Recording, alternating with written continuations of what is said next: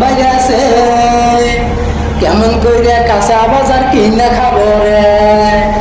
ওই বল না তোরা একটুখানি দাম কমাইতে আমাদেরকে, তরকারিওয়ালা দাম বাড়াইছে কেমনে কইরা রে।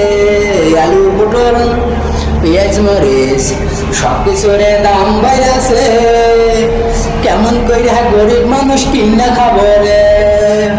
ওই বল না তোরা, ওই বল না তোরা কেমনে কইরা কিনে খাবো রে।